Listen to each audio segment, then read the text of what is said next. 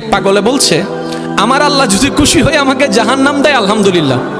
এবার শিক্ষিত সমাজ যারা আমাদের মতো কিছু আছে না, বেশি পণ্ডিত, এবার যাই বলতেছে সবাই চাই জান্নাতে যাইতে, এই পাগলে চাই জাহান্নামে যাইতে। কত বড় গাদা। পাগলে মুস্কি হেসে বলে যায়, হ্যাঁ ঠিকই বলছেন, আপনাদের মতো সুস্থ আমি হতে চাই না, এই পাগলেই থাকতে চাই। এবার তাদের একটু টনক লটলো, কই কেন? সবাই চাই জান্নাত, তুমি চাচ্ছ জাহান্নাম। বলে যে ভাইয়ারা, আপনারা মনে হয় আমার কথাটা খেয়াল করেন নাই। আমি বলেছি আমার রব যদি খুশি হয়ে, আমার রব যদি খুশি হয়ে আমাকে জাহান্নাম দেয়, আমি সেটাও নিতে রাজি। বলে যে এখনো বুঝলাম না।